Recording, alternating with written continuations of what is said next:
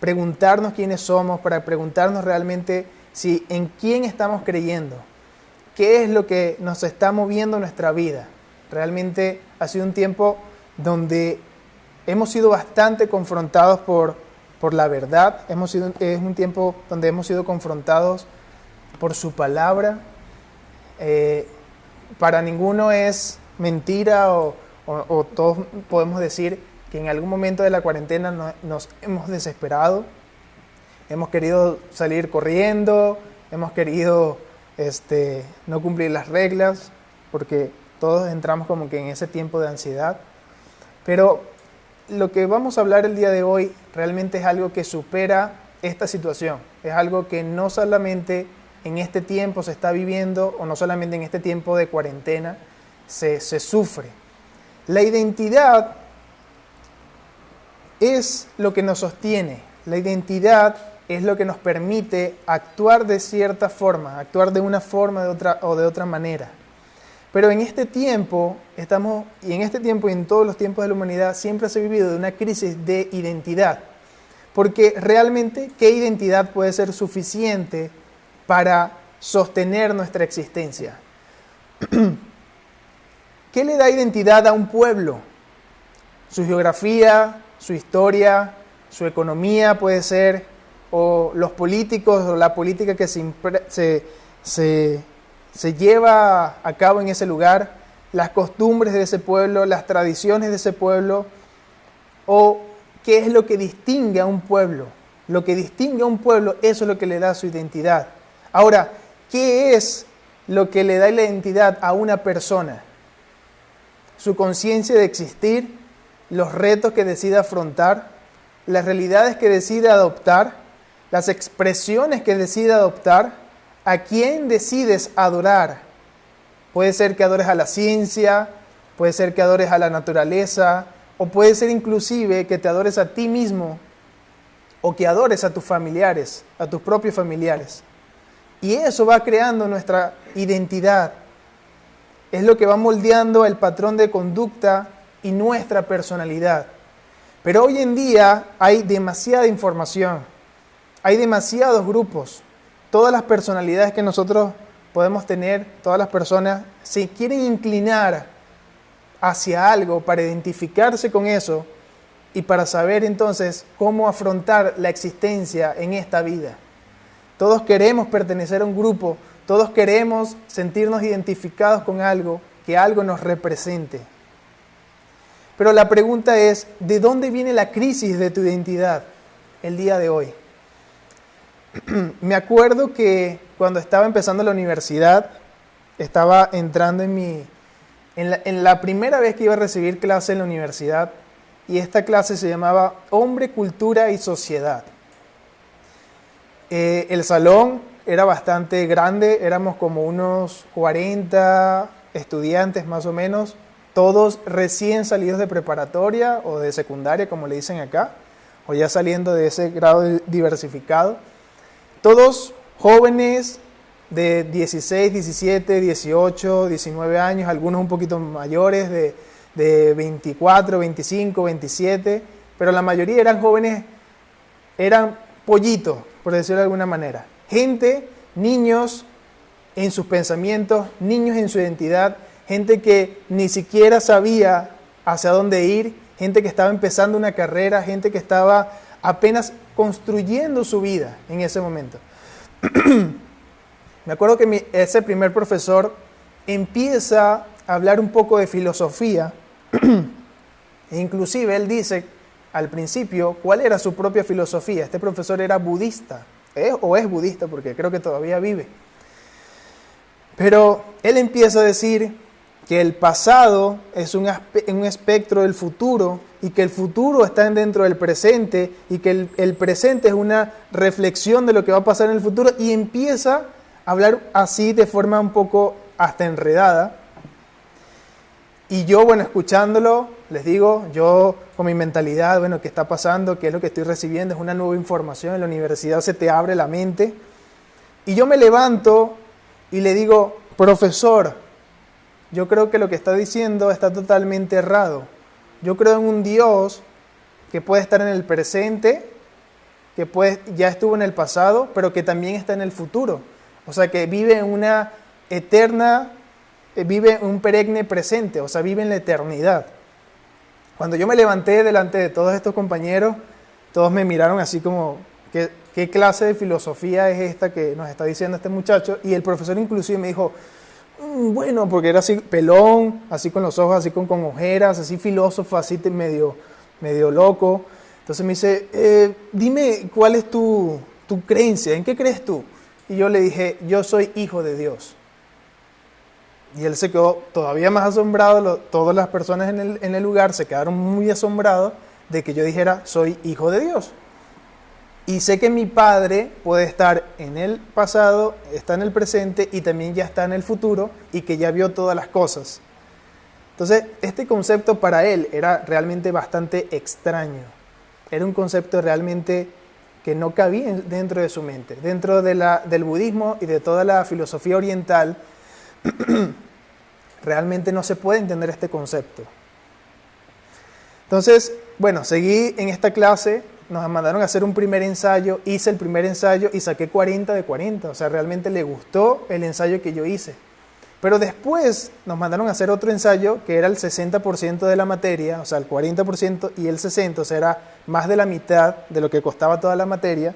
Y yo hice otro ensayo, pero en ese otro ensayo me incliné más a poner hasta frases bíblicas y a poner textos bíblicos en el ensayo.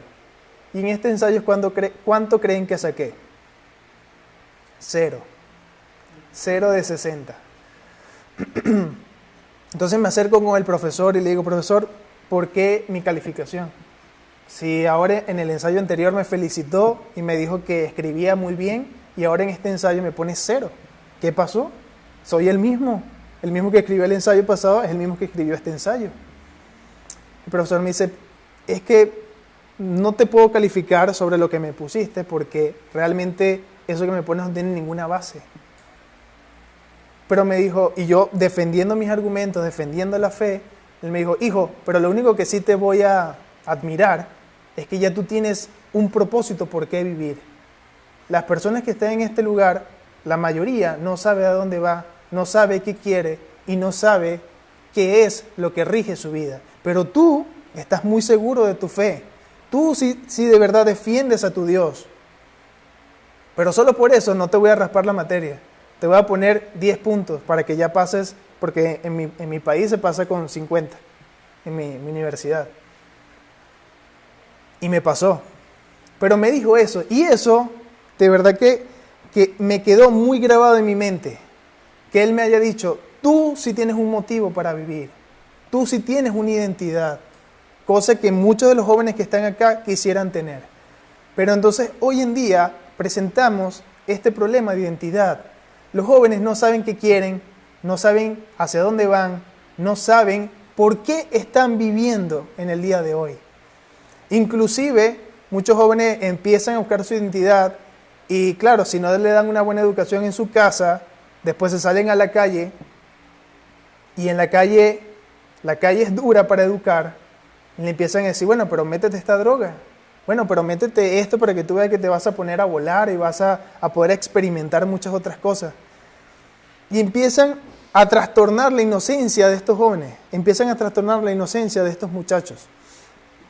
Y poco a poco la calle se encarga de criarlos, se encarga de educarlos, de decirle cómo tienen que vivir y qué tienen que aspirar en la vida. Pero luego, después que ya experimentaron con bastante droga, luego que ya experimentaron con bastante esa ideología, se dan cuenta que están vacíos. Y aquí es donde empieza la crisis de identidad. Gente que no sabe quién es, gente que no tiene una idea suficientemente fuerte para sostener su existencia en este mundo. Entonces, lo que yo te quiero presentar el día de hoy es una fuente suficientemente fuerte y suficientemente inamovible para que tú puedas confiar tu identidad y puedas confiar tu vida en esa identidad y que nada te va a mover. Pero, ¿de dónde viene la crisis de identidad? Viene de cada esfuerzo que haces al decirle al Padre que no lo necesitas. que no te hace falta su vestido, que no te hace falta y que tú puedes hacer las cosas tú solo. Desde ahí empieza la crisis de identidad. Cada vez que le dices al Padre, Padre, no te necesito, Padre, no necesito que me des, no necesito nada de ti. A lo mejor no se lo has dicho con tus palabras, pero en tu corazón están estas intenciones. Y ahí empieza la crisis de identidad. Tu identidad empieza a sufrir, empieza a convulsionar, porque el Padre constantemente dice, hijo, yo te quiero arropar, hijo, yo te quiero dar vida, yo te quiero dar identidad, pero tú constantemente con tus actitudes le dices, no quiero nada de ti, yo puedo hacerlo yo solo. Entonces, con cada esfuerzo que haces, lo que le estás diciendo al Padre es, no necesito tu paternidad. No necesito, quítame de encima la dulce paternidad que tú me ofreces. No la necesito, yo quiero caminar yo solo. Pero hay algo muy curioso que sucede acá. Y está en Proverbios 19:3. Si ahí me pueden acompañar en sus Biblias. Y Proverbios 19:3 dice de la siguiente manera. Hay gente insensata que arruina su vida ella misma, pero luego le echa la culpa al Señor. Cuando leí esto yo dije, wow, tiene toda la razón del mundo. Porque gente que inclusive no conoce al Señor, cuando le va mal en la vida, dice, es culpa del Señor. E inclusive no conociendo al Señor. Ahora, la gente que conoce al Señor, que ha leído la Biblia, que ha recibido el Espíritu Santo y se aparta, y después de apartarse, dice, ¿por qué Dios?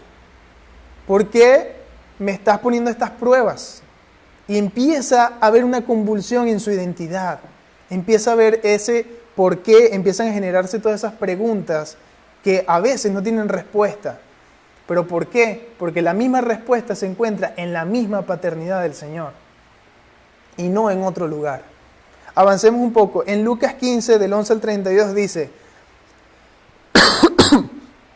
cuando habla acerca de el hijo pródigo, podemos rescatar varias cosas de esta historia. No la voy a leer completa porque la conocemos muy bien. Dos hijos que trabajaban con su papá, uno de ellos le dice, estoy harto, ya me quiero ir de acá, dame todo lo que es mío y me voy de acá. Se fue a un país lejano, gastó todas sus riquezas de mala manera, con mujeres y demás. Después en ese país hubo una crisis y él se recordó y dijo, en la casa de mi padre siempre había comida, en la casa de mi padre siempre yo tenía que comer, pero ahora estoy lejos de mi casa y ahora hasta se me antoja comer lo que los cerdos comen. ¿Qué había pasado con esa persona? ¿Qué había pasado con ese hijo? Si todo el tiempo estaba con su papá. Bueno, este hijo decidió quitarse la paternidad de encima. Entonces podemos rescatar varias cosas de esta historia. 1, el hijo piensa que no necesita del padre y se va.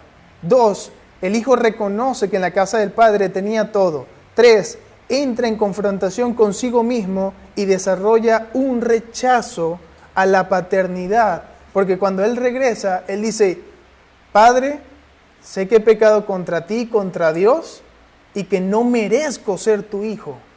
¿Cuántas veces hemos entrado en esa crisis de identidad? Cuando nos esforzamos por dejar el pecado y seguimos en el pecado, ¿y cuántas veces no hemos sentido que ya no merecemos ser un hijo de Dios? Bueno, él presentó en esta historia esa misma crisis de identidad. Y lo cuarto que podemos rescatar es, el Padre lo recibe con fiesta. Estés en la situación que estés, hayas permanecido en el pecado tanto tiempo, si tú regresas al Padre el día de hoy, el Padre te recibe con fiesta. El Padre te recibe con los brazos abiertos, porque Él nos conoce, Él sabe cada una de nuestras necesidades y Él sabe cada uno de nuestros dolores. Pero vamos a utilizar un poco la imaginación. vamos a imaginarnos realmente cuántas figuras de autoridad hay en este mundo. Por ejemplo, está la relación de un jefe con un empleado, está la relación del Estado con los ciudadanos, o está la relación de un amo y las personas que les pertenecen, o los siervos, la servidumbre.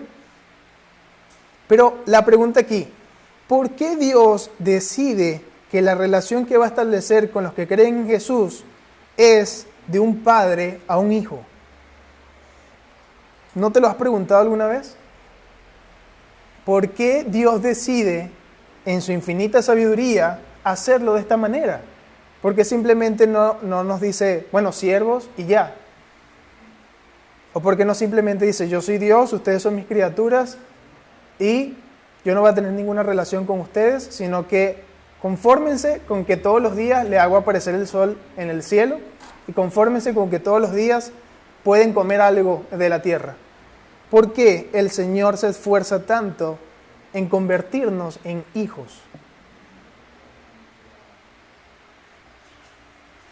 En Romanos 8, versículo 15, si lo pueden buscar en sus Biblias, dice: el espíritu que ustedes han recibido ahora no los convierte en esclavos llenos de temor. Al contrario, el espíritu que han recibido los hace hijos. Por el espíritu podemos gritar, querido Padre, que en la versión Reina Valera dice, Abba, Padre. Y esta palabra Abba, es muy curioso que Jesús empiece a utilizar esta palabra, porque esta palabra representaba cuando en el pueblo judío una persona se refería a un maestro muy, muy querido, a un rabino muy, muy querido. Entonces Jesús con sus discípulos empieza a utilizar esta palabra y los discípulos, extrañados de por qué utilizará esta palabra para referirse a la relación que tenemos con Él y la relación que Él tiene con el Padre. Es precisamente porque Jesús empieza a mostrar la nueva forma de relacionarnos con Dios. Jesús empieza a mostrarnos cómo es que realmente el Padre siempre ha querido tenernos cerca como sus hijos. Jesús empieza a esbozar esta manera de ver a Dios.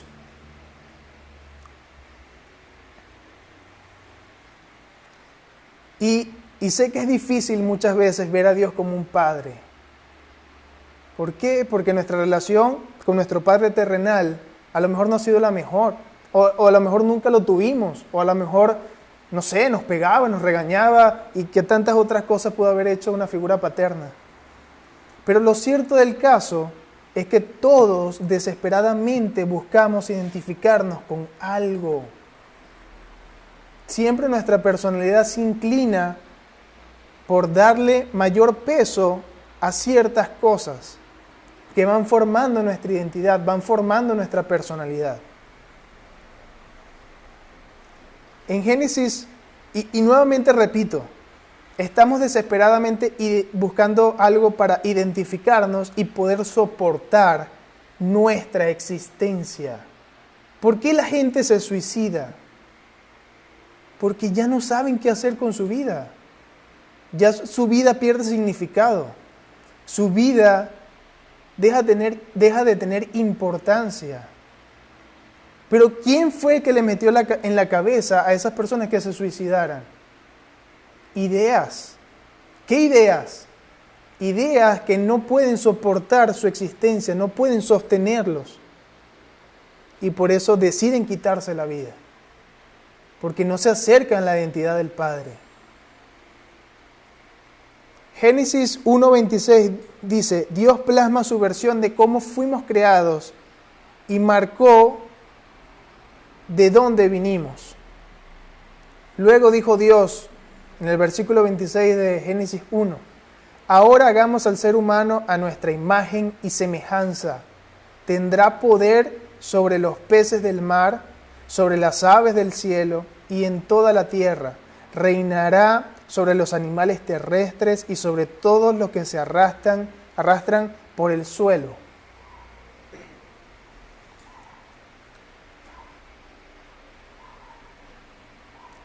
Todos podemos aceptar nuestra creación y simplemente no creer en ella como muchos han decidido.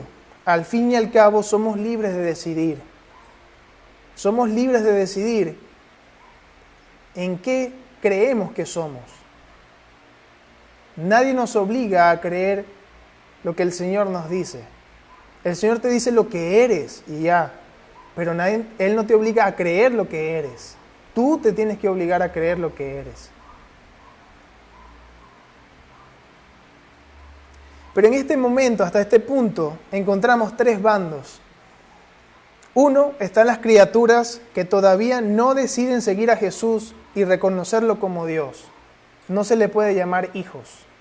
Porque tú y yo sabemos, y la Biblia enseña, que hijo solamente es una potestad que se le es dado a una persona que cree en el nombre del Señor Jesús.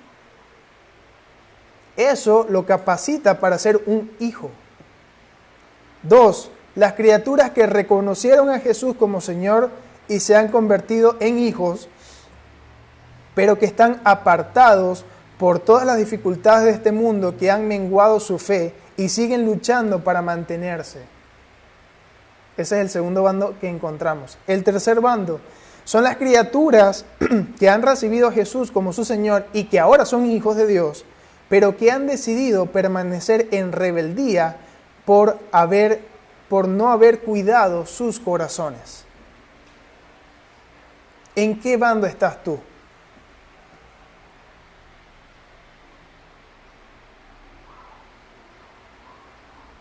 ¿En qué bando te encuentras en este preciso instante? Si eres del primer bando y no conoces al Señor, yo te invito el día de hoy que si tú quieres conocer a Jesús, simplemente llámalo de todo corazón, dile que venga a habitar a tu corazón y Él va a responderte. Si eres del segundo bando, te animo a que sigas adelante, porque esta no es una carrera de velocidad, sino una carrera de resistencia. Que tomes la palabra, que tengas fe, que tomes la palabra, que ayunes, que ores, que hagas todo lo que necesitas para mantener tu fe encendida. Y si eres del tercer bando, yo lo único que te puedo decir es que abandones tu necedad y vuelve al Señor, porque de otra manera puedes ser destruido. Pero ahora, finalmente, ¿dónde podemos hallar una identidad que pueda soportar nuestra existencia? Definitivamente necesitamos una fuente de identidad que sea inamovible y que sea autosustentable. Y la única fuente que yo conozco en este mundo que tiene esas características es la que Jesús ofrece. Jesús sabía quién era y para dónde, y que se había encarnado en esta tierra. Pero ahora vamos a pensar, ¿Él pudo haber creído o no, él pudo haber decidido no creer en su identidad? Esta es una pregunta que la dejamos de tarea para todos.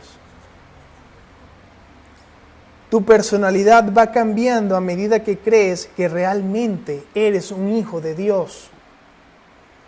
En nuestras sociedades latinoamericanas estamos acostumbrados a crecer en familias disfuncionales, en la que mayormente es el padre quien se ausenta, y por supuesto que esto nos marca para toda la vida.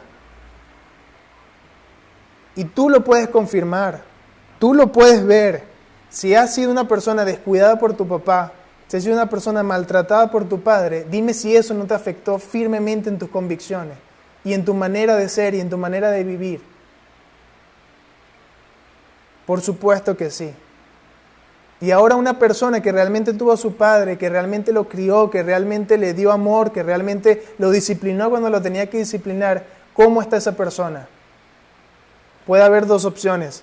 O sea, una persona que realmente aceptó los consejos del padre y que es sabio, o puede ser una persona que tuvo a su padre, pero que no lo escuchó, que decidió apartarse de los consejos del padre y que no lo honró.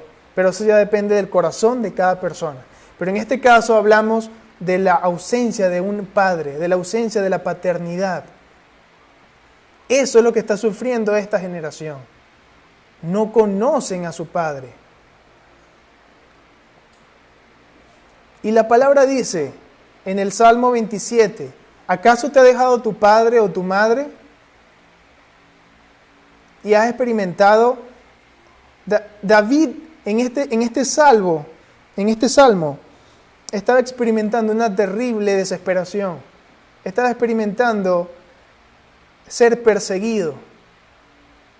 Y en medio de esta desesperación, David se puede expresar de esta manera y dice: Señor, versículo 7 del Salmo 27, escucha mi llamado, ten compasión de mí y contéstame.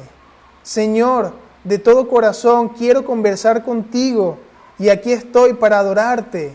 No te alejes de mí, no ignores a tu servidor. Dios mío, tú eres mi Salvador. No me dejes solo, no me abandones.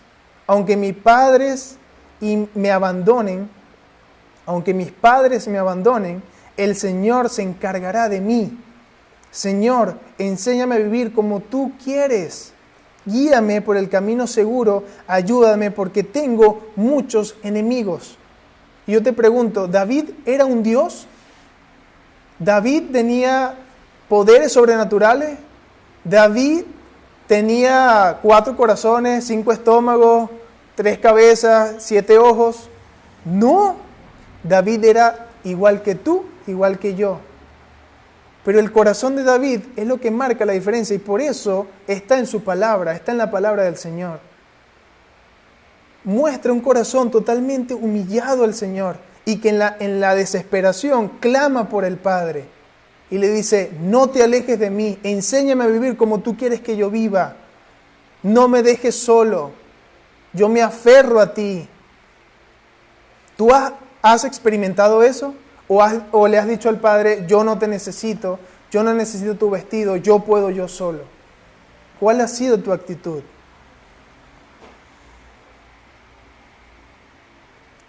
Tú has sido testigo de las grandes maravillas que el Señor ha hecho.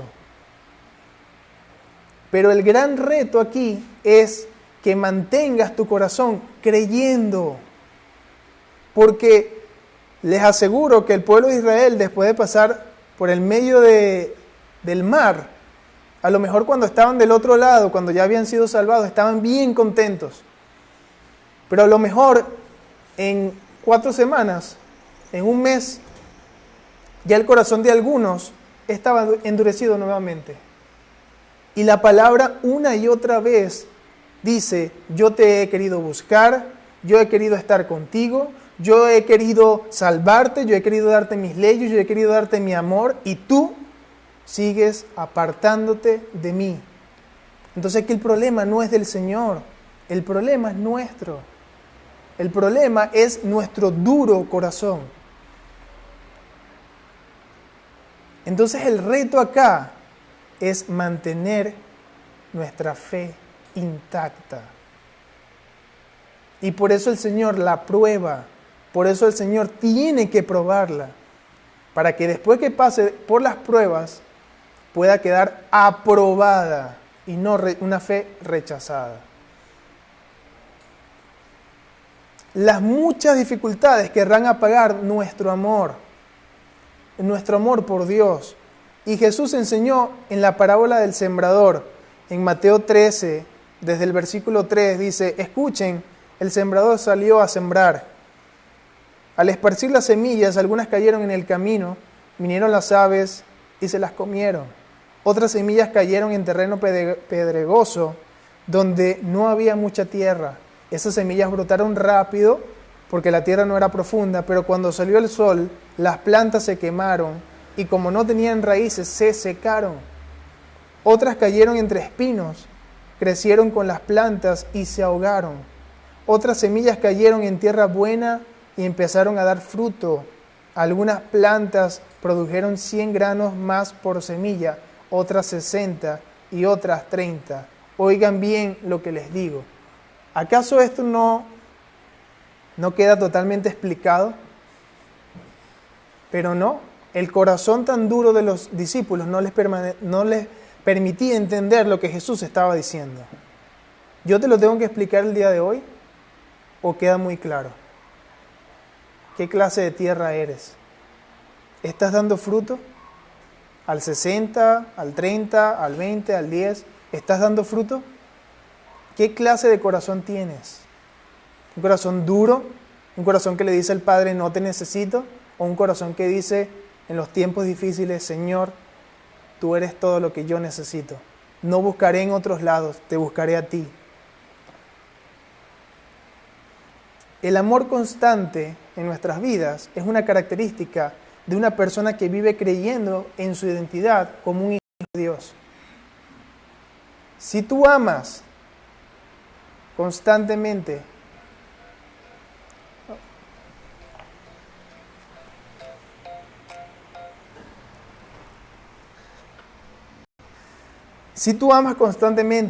permaneces en el amor, estás actuando conforme a tu identidad. Y así nos pudiéramos ir con muchas características. Si tú tienes miedo hoy y permaneces en el miedo, no estás actuando como un hijo de Dios. Y Jesús reprende mucho esto. Vámonos a Jesús en la barca. Jesús y los discípulos, se destapa la tormenta, Jesús se duerme, los discípulos dicen, ¡vamos a morir! ¿Y cómo los reprende Jesús? Suavecito. Le dicen, gente incrédula, gente de poca fe.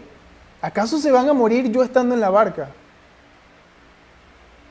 Entonces Jesús es muy estricto con esto. Y tú puedes hoy estar en una situación en donde has permanecido en el miedo, en el temor, en la culpabilidad. Eso no lo hace un hijo de Dios. Así no piensa un hijo de Dios. Entonces, hora de que hoy te levantes, de que hoy decidas y de que hoy leas la palabra, te enfrasques a tener la fe y levantarte completamente y seguir creyendo de que eres un hijo de Dios. Entonces, cuando estamos teniendo poca fe, estamos desestimando la identidad que Dios nos ha dado. Y estamos viviendo en otro ritmo, estamos viviendo en otro escenario, estamos viviendo con otras ideas que no es lo que el Padre ha establecido en nuestras vidas. Levántate, ora, cree, lee, ayuna, haz todo lo que tengas que hacer, pero no dejes morir el gran testimonio que llevas por dentro. Y si hoy no has creído en Jesús, empieza a creer, ríndete ante la mano poderosa de Dios en el mundo y abandona tu necedad y tu manera egoísta de vivir. Este es el mensaje que comparto el día de hoy. Oremos en el nombre del Señor. Padre, tú eres bueno. Te agradecemos, Señor, por tu palabra. Gracias, Señor, porque eres tú quien nos disciplina, eres tú quien nos habla. Hoy nos inclinamos ante ti, Señor, como hijos y no como bastardos, Señor. Como hijos y no como con gente que tiene miedo. Queremos desechar todo miedo, queremos desechar todo lo que no soporta tu palabra. Gracias, Señor, porque tu identidad soporta nuestra existencia en esta tierra.